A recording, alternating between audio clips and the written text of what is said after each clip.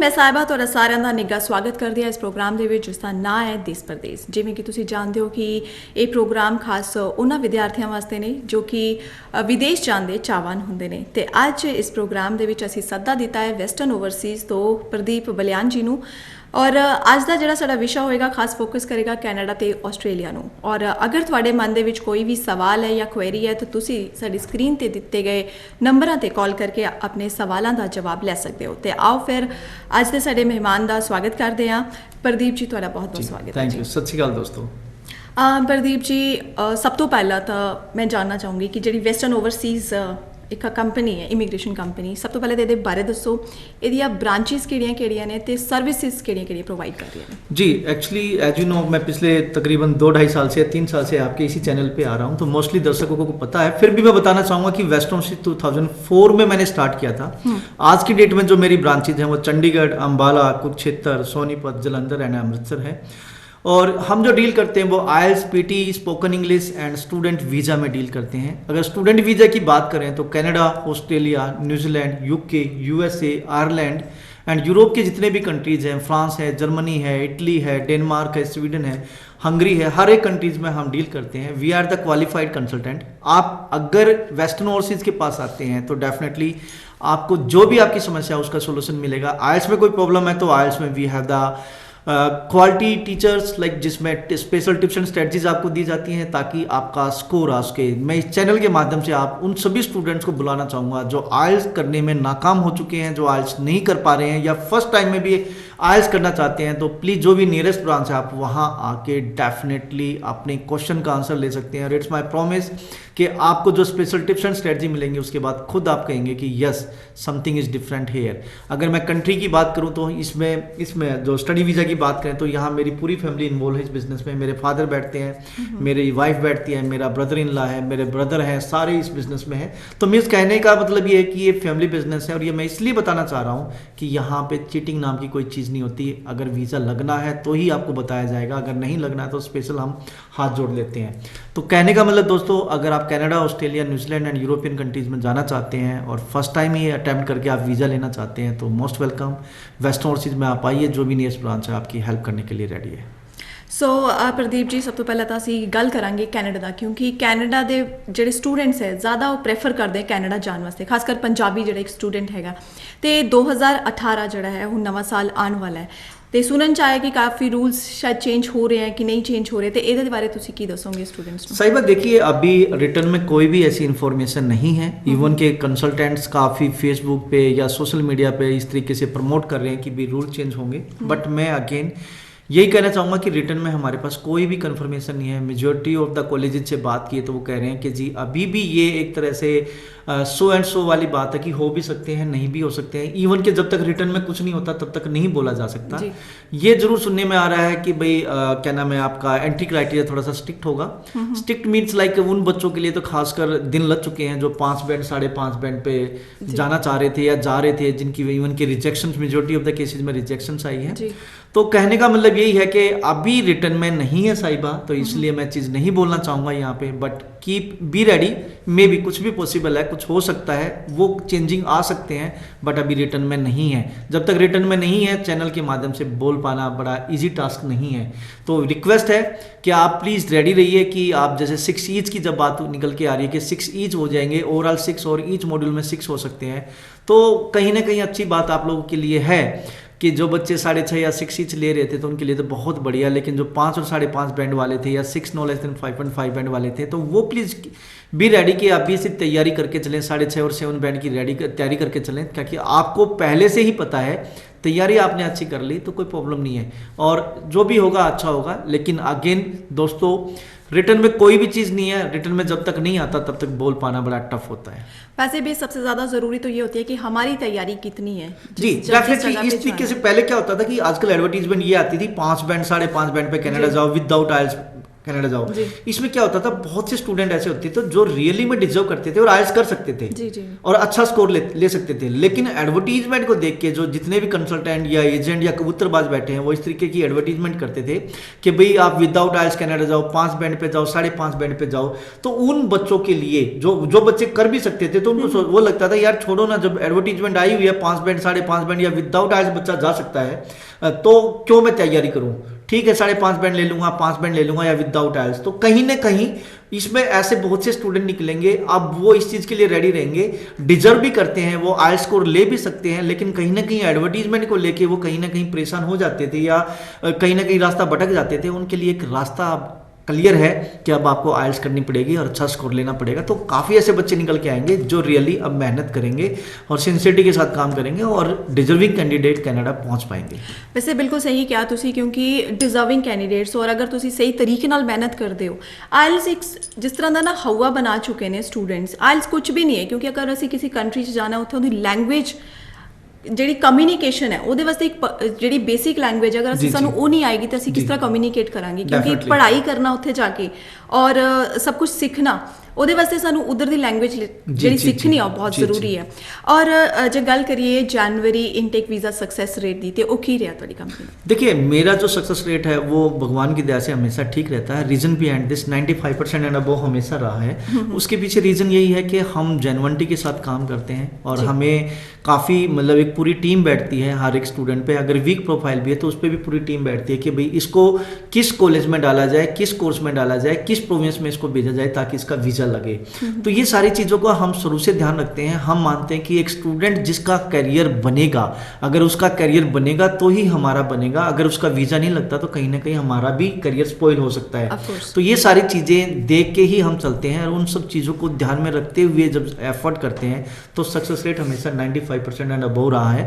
आप आके waste overseas की टीम में मिल सकते हैं, देख सकते हैं। आप बाहर किसी और कोई कंसल्टेंट के पास जाइए, काउंसलिंग लेके वेस्टर्न ओवरसीज की ब्रांच पे आइए और वहाँ काउंसलिंग लीजिए, आपको खुद पता लगेगा कि यस वी आर नॉलेजेबल है तो डेफिनेटली फिर कहीं ना कहीं हम बच्चे के फ्यूचर के साथ कहीं ना कहीं ट्रांसपेरेंसी के साथ चलते हैं तो कहीं ना कहीं उसके करियर के साथ अच्छी चीज़ लेके चलते हैं कि यस इसका भविष्य बन सकता है और कहीं ना कहीं जस्टिफाई करते हैं वहाँ पे। जी सो दोस्तों ਤੁਸੀਂ देख रहे हो प्रोग्राम देश परदेश और अगर ਤੁਹਾਡੇ ਮਨ 'ਚ ਵੀ ਕੋਈ ਸਵਾਲ ਹੈ ਤੇ ਤੁਸੀਂ ਸਾਨੂੰ ਕਾਲ ਕਰਕੇ ਆਪਣੇ ਸਵਾਲਾਂ ਦਾ ਜਵਾਬ ਲੈ ਸਕਦੇ ਹੋ।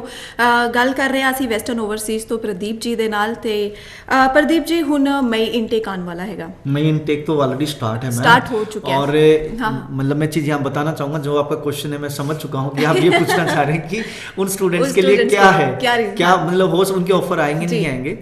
देखिए आज की डेट में कनाडा जाने के लिए बच्चे बहुत ज़्यादा हैं।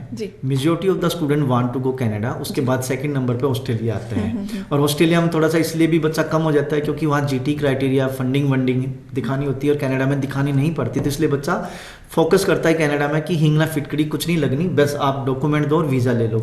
तो मैं बताना चाहूँगा कि जब जाने वाले बच्चे ज़्यादा हैं और नीड एंड सप्लाई वाली बात आती है तो जैसे आज की डेट में एसपीपी के 47-48 कॉलेज हैं तो और जाने वाले बच्चे बहुत ज़्यादा ऑल ओवर वर्ल्ड से बच्चे जा रहे हैं तो कहीं ना कहीं ऑफर्स में प्रॉब्लम आ रही है। आज की डेट में सिर्फ लिमिटेड सीट्स अवेलेबल है मई इनटेक के लिए, क्योंकि ये छोटा इनटेक होता है। 3 इनटेक होते हैं, जैन, मई और सितंबर इनटेक सबसे बड़ा होता है, जैन फिर उसके बाद सेकंड नंबर पे आता है और जो मई इनटेक आता है बहुत छोटा होता है। मई में क्या होता है कि वहाँ पे छुट्टियाँ हो जाती हैं तो बहुत कम कोर्सेज और बहुत कम कॉलेजेस में चलते हैं, तो छोटा इनटेक है बट जाने वाले बच्चे ज़्यादा हैं। तो उनके लिए मैं अगेन बताना चाहूँगा लिमिटेड सीटें हैं, जल्दी से जल्दी आप मिलिए आके। और मैं ये गारंटी नहीं दे सकता इस चैनल के माध्यम से कि भी मई इनटेक में आपको ऑफर मिल ही जाएगा।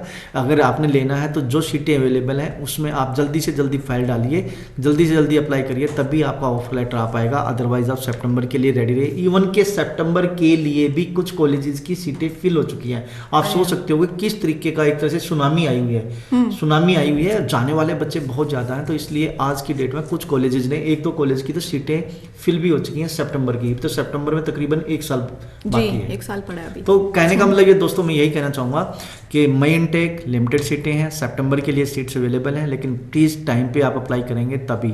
लेकिन ये मत सोच के चलना अभी तो बहुत टाइम है, छोड़ो बाद में अप्लाई कर लेंगे, तो उस तरह से वो छोड़ो में तो आ चल मैं चल तो एक तरह से निकली जाएगी गाड़ी। आप जितना जल्दी अप्लाई करोगे it will be more better. So Pradeep ji, ਵੈਸੇ ਤਾਂ ਇੱਕ ਸਵਾਲ ਮੇਰੇ ਜ਼ਿਹਨ 'ਚ ਆ ਰਿਹਾ ਹੈ ਕਿਉਂਕਿ ਕੈਨੇਡਾ ਜ਼ਿਆਦਾਤਰ ਸਟੂਡੈਂਟਸ ਦੀ ਇੱਕ ਫਸਟ ਪ੍ਰੈਫਰੈਂਸ, ਫਸਟ ਚੋਇਸ ਜਿਹੜੀ ਹੈ ਉਹ ਕੈਨੇਡਾ ਬਣੀ ਹੋਈ ਹੈ। ਤੁਸੀਂ ਕੀ ਰੀਜ਼ਨ ਦੇਖਦੇ ਹੋ ਕਿ ਜਿਹੜਾ ਇਹ ਕੈਨੇਡਾ ਨੂੰ ज़्यादा ਜਿਹੜਾ ਹੈਗਾ स्टूडेंट्स माइंड 'ਚ ਲੈ के चलता है?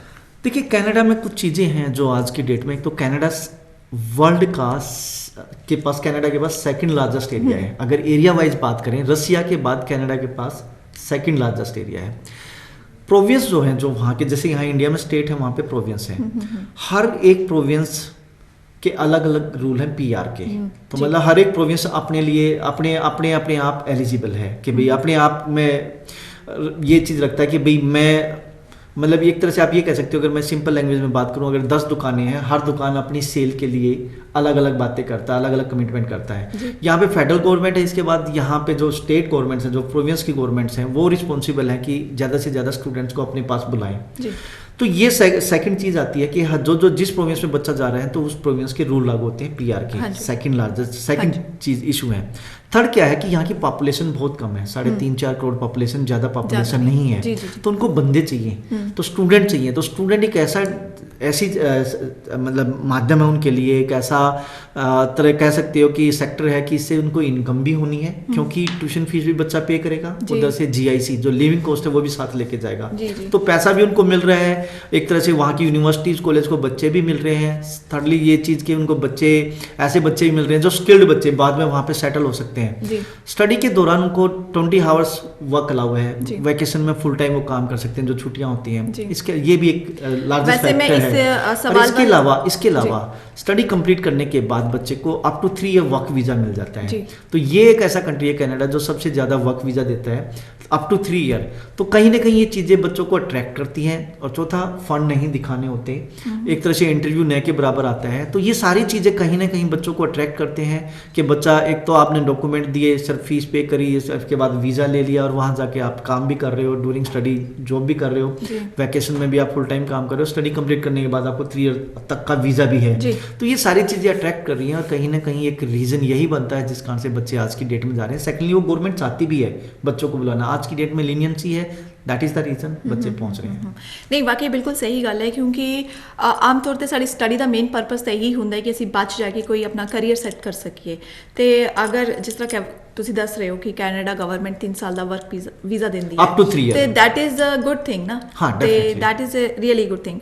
ਸੋ ਇਹ ਦੱਸੋ ਕਿ ਜਿਹੜੇ ਕੈਨੇਡਾ ਜਾਣ ਵਾਲੇ ਜਿਹੜੇ ਇਛੁਕ ਸੀਗੇ, ਜਿਹੜੇ ਮਤਲਬ ਲਾਸਟ ਈਅਰ ਟਰਾਈ ਕਰ ਰਹੇ ਸੀ, ਜਿਨ੍ਹਾਂ ਦਾ ਰਿਫਿਊਜ਼ਲ ਆ ਚੁੱਕਿਆ, ਕੈਨੇਡਾ ਨਹੀਂ ਜਾ ਪਾ ਰਹੇ ਕਿਸੇ ਰੀਜ਼ਨ ਦੀ ਵਜ੍ਹਾ ਨਾਲ, ਉਹਨਾਂ ਸਟੂਡੈਂट्स ਲਈ ਕੀ ਕਹੋਗੇ?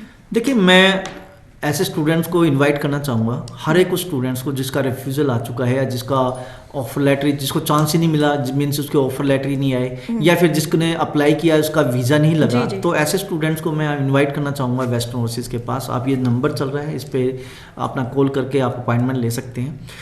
मेरे पास एक परफेक्ट टीम है जो आपकी हेल्प करेगी। कहने का मतलब ये है, अगर आपका वीज़ा नहीं आया तो चांस ले सकते हैं, आपका वीज़ा आ सकता है।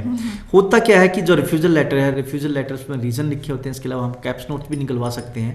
तो देखना ये होगा कि बच्चे के रीजंस क्या है। अगर बच्चे का रीजंस, जो भी रीजंस है, उसके अगेंस्ट जाके काम करेंगे, उसके मतलब उसको स्ट्रॉन्ग करके काम करेंगे, डेफिनेटली मे भी होता है कि जो एजुकेशन है वो रिलीवेंट नहीं है, तो रिलीवेंसी के हिसाब से बच्चे को भेज सकते हैं। मे भी बच्चे ने ऐसी जगह एडमिशन लिया हो जहाँ पे ऑलरेडी बच्चा बहुत जा रहा हो और हम ऐसे प्रोविंस में भेजें जहाँ पे बच्चे कम है, तो ये भी अट्रैक्शन हो सकता है। बच्चा डिप्लोमा में गया, हम बैचलर्स में भेज सकते हैं। बच्चे ने पीजी में एडमिशन लिया था, हम मास्टर्स में एडमिशन करा सकते हैं। तो कहीं ना कहीं काफ़ी ट्रिक्स हैं, काफ़ी स्ट्रेटजीज हैं जिससे बच्चे का वीज़ा लिया जा सकता है।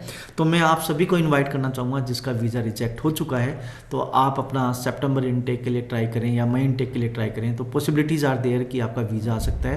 ऐसा कुछ भी नहीं है, हमने ऐसे काफ़ी बच्चों के वीज़ा लिए हैं। आप देख सकते हैं वेस्टर्न ओवरसीज़ 172 मेरा फेसबुक पेज है, वेस्टर्न ओवरसीज़ 172 मेरा फेसबुक पेज है, जिस पर आप जाकर देख सकते हैं कि ऐसे काफ़ी स्टूडेंट्स मिलेंगे जिसके 2 बार 3 बार या 4 बार रिफ्यूज़ हुए हैं। उन बच्चों के हमने वीज़ा लिए हैं। एक छोटा सा एग्जाम्पल मैं यहाँ पर देना चाहूँगा। एक आंटी हैं अपना लुधियाना से, उनके 3 बेटे थे, तीनों बेटों के एक तरह से कहीं ना कहीं से रिफ्यूजल था। तो 2 बेटे तो मैंने पिछले साल भेज दिए थे, और लास्ट बेटा जो उनका शमशेर सिंह है, उसका वीज़ा लिया हमने। पहले उसका किसी और कंसल्टेंट से कनाडा का रिफ्यूज़ था, फिर उसका यूरोप का रिफ्यूज़ था। मैंने उनको यही बोला था कि आप आइल्स इंप्रूव करो, आइल्स इंप्रूव करके मेरे पास आ जाओ। तो मैंने उस बच्चे का वीज़ा लिया यूनिवर्सिटी के अंदर, बैचलर्स प्रोग्राम के अंदर। तो कहीं ना कहीं, और दूसरा ऐसे प्रोविंस में बच्चे को भेजा जहाँ पे बच्चे कम थे। तो एम्बेसी ये चीज़ें देखती है कि प्रोविंस वाइज भी ये चीज़ें चलती है कि इस प्रोविंस में बच्चा ज़्यादा जा रहा है, इसमें कम जा रहा है, तो बच्चा कॉलेज में ज़्यादा है तो यूनिवर्सिटी में कम है। तो अगर उन चीज़ों को जो एम्बेसी चाहती है, वीज़ा ऑफिसर चाहते हैं, तो उस हिसाब से काम किया जाए तो बच्चे का वीज़ा लग सकता है। तो वही एक चीज़ है जो हमारे पास रियली होनेस्टी के साथ काम करते हैं और इस तरह से पूरे एफर्ट्स बच्चे के साथ डालते हैं, तो डेफिनेटली स्टूडेंट्स का वीज़ा निकलता है। सो मैंने कहना चाहूँगी कि रिफ्यूज़ल वाले स्टूडेंट्स निराश ना होन, कोई ना कोई अल्टरनेटिव ਜ਼ਰੂਰ ਉਹਨਾਂ ਵਾਸਤੇ ਵੀ ਹੋਏਗਾ। ਇੱਕ ਵਾਰੀ ਵੈਸਟਰਨ ਓਵਰਸੀਜ਼ ਦੇ ਆਫਿਸ ਜਾ ਕੇ ਤੁਸੀਂ ਜ਼ਰੂਰ ਵਿਜ਼ਿਟ ਕਰੋ। ਤੁਸੀਂ ਪ੍ਰੋਗਰਾਮ ਦੇਖ ਰਹੇ ਹੋ ਦੇਸ਼ ਪਰਦੇਸ। ਜੇ ਰਿਕੁਆਇਰਮੈਂਟਸ ਦੀ ਗੱਲ ਕਰੀਏ ਪ੍ਰਦੀਪ ਜੀ, ਤੇ ਰਿਕੁਆਇਰਮੈਂਟਸ ਕਿਸ ਤਰ੍ਹਾਂ ਦੀਆਂ ਰਹਿਣਗੀਆਂ ਕੈਨੇਡਾ ਜਾਣ ਲਈ, ਜਾਂ ਫਿਰ ਬੇਸਿਕਲੀ ਕੀ ਬੱਚੇ ਨੂੰ ਆਪਣੀ रिक्वायरमेंट्स ਜਿਹੜੀਆਂ ਨੇ कंप्लीट कर लेनी चाहिए? देखिए अभी तो एसपीपी है, आगे कुछ और प्रोग्राम आए तो कह नहीं सकते हैं। अभी की रिक्वायरमेंट्स के हिसाब से आप पे 6 band no less than 5.5 band. लेकिन मैं आपको यही कहूँगा कि फ्यूचर में जैसे अभी र्यूमर आ रहा है कि 6 ईच की रिक्वायरमेंट है, तो 6 ईच के हिसाब से आप एफर्ट करिए। सेकेंडली आप पे मैं उन स्टूडेंट्स को खासकर मैसेज देना चाहूँगा जो अभी पेपर देने वाले हैं, जिसके अभी 12th के पेपर होने वाले हैं, उन स्टूडेंट्स को या जो बैचलर्स कर रहे हैं उनको मैं ये चीज़ बोलना चाहूँगा कि आप अपने ट्यूशन्स लगवा लो और अपने मेजर सब्जेक्ट्स में हमेशा मोर देन 60% मार्क्स लेके आओ ताकि आपका वीज़ा निकले। तो मैं इनवाइट करना चाहूँगा हर एक स्टूडेंट्स को जो रिसेंटली पास आउट हैं या फिर जिनका गैप है तो उनके पास रिलेवेंट वर्क एक्सपीरियंस है और 50% एंड अबव मार्क्स वाले बच्चे हैं, डेफिनेटली आप वेस्टर्न ओवरसीज की सर्विसेज ले सकते हैं। हाँ, उन स्टूडेंट्स के लिए मैं अलग से बोलना चाहूँगा जिनके पेपर नियर बाई है, ट्यूशन्स लगवा लें और प्लीज़ मोर देन 60% मार्क्स लेके आएँ, क्योंकि यू हैव द चांस, आपके पास चांस है, आप प्रूव कर सकते हो, आप अच्छे मार्क्स ले सकते हो। प्रदीप जी, ਹੁਣ ਆਪਾਂ ਗੱਲ ਕਰਦੇ ਹਾਂ ਆਸਟ੍ਰੇਲੀਆ ਵੱਲ ਆਉਂਦੇ ਹਾਂ, ਤੇ ਆਸਟ੍ਰੇਲੀਆ ਦਾ ਇਸ ਵਕਤ ਕੀ ਸਟੇਟਸ है ओवरऑल? देखिए ऑस्ट्रेलिया में SSVF है, simplified student visa framework. Smoothly visa आ रहे हैं, 4-4 दिन में वीज़ा निकलते हैं। बट मैं ये कोई हम प्रोमिस नहीं कर रहा चैनल पे कि 4 दिन में हर एक बच्चे का वीज़ा निकलेगा, लेकिन हमारे पास ऐसे स्टूडेंट्स के रिकॉर्ड हैं जिनके 4 दिन में भी वीज़ा आए हैं। तो आप आ सकते हैं, अगर आप रिसेंट पास आउट हैं या गैप है तो आपके पास रिलेवेंट वर्क एक्सपीरियंस है, आप आइए, मोस्ट वेलकम। आप जा सकते हैं, एडवांस डिप्लोमा के लिए भी जा सकते हैं, बैचलर्स के लिए भी जा सकते हैं और आप मास्टर्स के लिए भी जा सकते हैं। रिक्वायरमेंट जो फ़ंड की बात करते हैं, एडवांस डिप्लोमा में 18 से 20 लाख के फ़ंड दिखाने हैं, बैचलर्स और मास्टर्स के लिए जा रहे हैं तो 24 से 25 लाख के फ़ंड दिखाने हैं। यहाँ पे स्पाउस वीज़ा भी है, एक के साथ एक फ्री।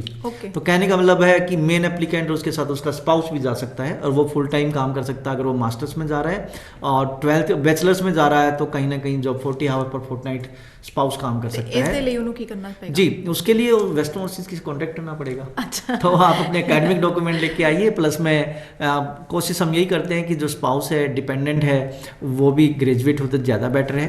तो ये सबसे अच्छी बात है। और ये मई अभी आपका क्या नाम है, फैब इनटेक है, फैब इनटेक के अलावा अपना जुलाई इनटेक है, फिर सितंबर अक्टूबर में इनटेक निकलता है। तो आप कॉलेज में, प्राइवेट कॉलेज में भी जा सकते हैं, गवर्नमेंट कॉलेज में भी जा सकते हैं और इवन के आप यूनिवर्सिटी में भी जा सकते हैं। बहुत बढ़िया कंट्री है और आप ये कह सकते हैं कि ऑस्ट्रेलिया आज की डेट में एक तरह से ये कह सकते हो कि जो ऑस्ट्रेलिया के लिए जो इंटरनेशनल स्टूडेंट है, 3rd लार्जेस्ट सेक्टर है जिससे सबसे ज़्यादा इनकम उनको होती है। तो दे नीड द स्टूडेंट्स और काफ़ी अच्छी यूनिवर्सिटीज़ और कॉलेज हैं। मिलिए, GT क्राइटेरिया आपको मीट करना पड़ेगा, जेन्युइन टेम्परेरी इंट्रेंस, जिसमें आपकी एजुकेशन, आपके फंड्स, आपके स्पॉन्सर जो आपके पेरेंट्स या दादा दादी नाना नानी जो भी हैं उनका इनकम रेशियो और आपका रिसर्च और आपकी इमिग्रेशन हिस्ट्री, ये सब चीज़ें मीट करती हैं। डेफिनेटली आपका ऑफर लेटर आएगा, फीस पे करोगे, COE आएगी, फाइल लगेगी, वीज़ा निकलेगा। ਮੈਨੂੰ ਲੱਗਦਾ ਹੈ ਪ੍ਰਦੀਪ ਜੀ, ਜਿਹੜੇ ਹੁਣੇ ਰੀਸੈਂਟ ਸਟੂਡੈਂਟਸ ਦੇ ਵੀਜ਼ਾਸ ਲੱਗੇ ਹਨ ਤੁਹਾਡੇ ਵੈਸਟਰਨ ਓਵਰਸੀਜ਼ ਦੇ ਥਰੂ, ਤੇ ਆਪਾਂ ਆਪਣੇ ਦਰਸ਼ਕਾਂ ਨੂੰ ਉਹਨਾਂ ਨਾਲ ਜ਼ਰੂਰ श्योर आप प्लीज़ जी, ਤੇ आओ मिलते हैं उन्होंने खुश नसीब स्टूडेंट्स ਦੇ ਨਾਲ ਜਿਨ੍ਹਾਂ ਦਾ ਹੁਣੇ वीज़ा लगे। आप यहाँ पे एक चीज़ ये भी देखोगे, उन स्टूडेंट्स के जो अभी रिसेंटली पास आउट जिनके वीज़े लगे हैं, हमने उनको एयरपोर्ट पिकअप और अकोमोडेशन भी कराया है और उन बच्चों की भी मैं वीडियो दिखाना चाहूँगा, आप प्लीज़ जरूर दिखाइए। जी ज़रूर, तो तुसी देखो ये वीडियोस। फ्रेंड्स, मैं देवांश शर्मा आज नोवा स्कोशिया पहुँच गया हूँ मैं सिडनी में। यहाँ पे वेदर बहुत अच्छा और मैं वेस्टर्न ओवरसीज के थ्रू आया हूँ। Hi friends, my name is lavish. मैं भी सिडनी नोवा स्कोशिया पहुँच गया हूँ। यहाँ पे बहुत अच्छा वेदर है, स्नोफॉल हो रही है और हम बहुत इंजॉय कर रहे हैं। Hello friends, my name is Sukhanpreet Singh ਤੇ ਮੈਂ ਵੀ ਅੱਜ ਸਿਡਨੀ ਪਹੁੰਚ ਚੁੱਕਾ ਤੇ ਬਾਹਰ ਸਨੋਫਾਲ ਹੋ ਰਹੀ ਹੈ ਤੇ ਅਸੀਂ ਆਪਣਾ ਵੀਜ਼ਾ ਵੈਸਟਰਨ ਓਵਰਸੀਜ਼ ਦੁਆਰਾ ਲਗਾਇਆ ਸੀਗਾ ਤੇ ਤਿੰਨੋਂ ਨੇ ਅਸੀਂ ਆਪਣਾ ਵੀਜ਼ਾ ਪ੍ਰਾਪਤ ਕੀਤਾ ਤੇ ਅੱਜ ਅਸੀਂ ਸਿਡਨੀ ਪਹੁੰਚੇ ਹਾਂ ਤੇ ਪ੍ਰਦੀਪ ਸਰ ਦੇ ਟੀਚੇ ਸਾਨੂੰ ਲੈਣ ਆਏ ਅੱਜ ਸਿਡਨੀ ਵਿੱਚ ਫੁੱਲ ਸਪੋਰਟ ਹੋ ਰਹੀ ਹੈ ਬਾਅਦ ਵਿੱਚ ਵੀ ਵੀਜ਼ੇ ਤੋਂ ਬਾਅਦ ਵੀ ਤੇ ਮੈਂ ਤੁਹਾਨੂੰ ਸਾਰਿਆਂ ਨੂੰ ਇਹੀ ਰეკਮੈਂਡ ਕਰਨਾ ਚਾਹੂੰਗਾ ਕਿ ਜੇ ਤੁਸੀਂ ਆਪਣੀ ਫਾਈਲ ਸੇ ਏਜੰਟ ਕੋਲੋਂ ਲਗਾਉਣਾ ਚਾਹੁੰਦੇ ਹੋ ਤੇ ਵੈਸਟਰਨ ਓਵਰਸੀਜ਼ ਇੱਕ ਵਾਰੀ ਜ਼ਰੂਰ ਵਿਜ਼ਿਟ ਕਰੋ। ਆਪਣੀ ਨੀਅਰੈਸਟ ਬ੍ਰਾਂਚ ਵਿੱਚ ਜ਼ਰੂਰ ਇਹਨਾਂ ਨੂੰ ਵਿਜ਼ਿਟ ਕਰੋ, ਬਹੁਤ ਹੈਲਪ ਕਰਦੇ ਨੇ ਵੀਜ਼ਾ ਤੋਂ ਪਹਿਲਾਂ ਵੀ ਵੀਜ਼ਾ ਤੋਂ ਬਾਅਦ ਵੀ। Thank you. Before visa and after visa full support मिलेगी। एक बार वेस्टर्न ओवरसीज विजिट करो, इनका पूरा स्टाफ हेल्पिंग और फ्रेंडली है and please visit western. Thank you western overseas. ਸਤਿ ਸ਼੍ਰੀ ਅਕਾਲ ਜੀ ਸਾਰਿਆਂ ਨੂੰ। ਮੇਰਾ ਨਾਮ ਜਸਕਰਨ ਸਿੰਘ ਹੈ। ਮੈਂ ਸਰਦੂਲਗੜ੍ਹ ਡਿਸਟ੍ਰਿਕਟ ਮਾਨਸਾ ਤੋਂ ਬਿਲੋਂਗ ਕਰਦਾ। ਮੈਂ ਬੀਟੈਕ 2015 ਵਿੱਚ ਕੰਪਿਊਟਰ ਸਾਇੰਸ ਦੇ ਵਿੱਚ ਕੰਪਲੀਟ ਕੀਤੀ ਐਂਡ ਉਸ ਤੋਂ ਬਾਅਦ ਮੇਰਾ 2 ਸਾਲ ਦਾ ਐਕਸਪੀਰੀਅੰਸ ਸੀ। ਮੇਰੇ ਆਇਲਸ ਦੇ ਵਿੱਚੋਂ ਓਵਰਆਲ 6 ਬੈਂਡ ਨਾਟ ਲੈਸ ਦੈਨ 5.5 ਸੀ।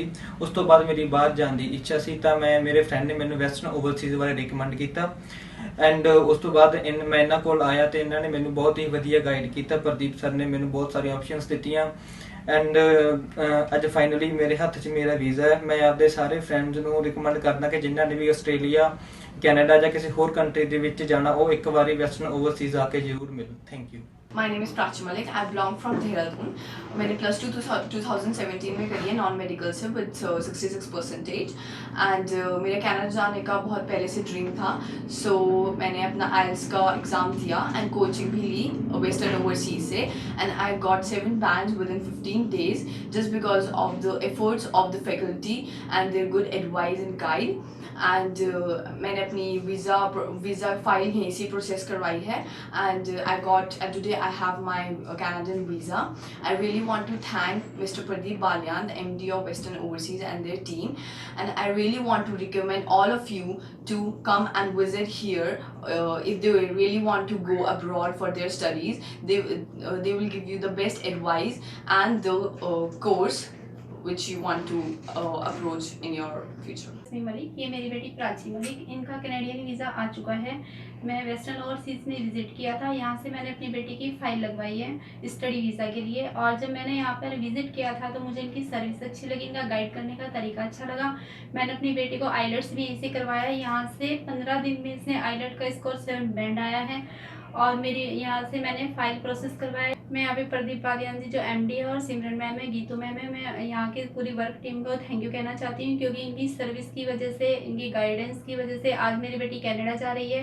यहाँ से मेरी बेटी का और मेरा सपना पूरा हुआ है। जो भी पेरेंट्स अपने बच्चों को स्टडी के लिए बाहर भेजना चाहते हैं, मैं उनको रिकमेंड करना चाहती हूँ कि वो वेस्टर्न ओवरसीज ज़रूर आएँ और अपनी किस्मत को चमकाएँ और मेरी बेटी की तरह अपना सपना पूरा करें। Good morning, my name is Rajni Bala. I am from Garshankar. I got my visa for Australia for Charles Sturt University. I am going there for spouse visa with my spouse Mr. Narendra Kumar. I really thank to all Western Overseas team for their services and I recommend all of you to come here for your future. Hello everyone, my name is Kajal. I am an Australia visa counselor in Western Overseas. Today we got Australia student visa of Parminder Singh. He is with us. Congratulations Parminder. Thank you ma'am. My name is Parminder Singh. I am from Haryana district Kathal and I got my visa within 4 days और मेरे relatives ने मुझे suggest किया था कि आप एक बार वेस्टर्न ओवरसीज़ के पास कंसल्ट करें एंड उनका सुझाव लें एंड जब मैं यहाँ पे आया तो काजल मैम ने मुझे बहुत ही अच्छी तरह गाइड किया एंड विद इन 4 डेज मेरा वीज़ा आ चुका है और मैं ऑस्ट्रेलिया के कॉलेज एपिक में जा रहा हूँ जिसमें मेरा कोर्स है diploma leading bachelor of degree.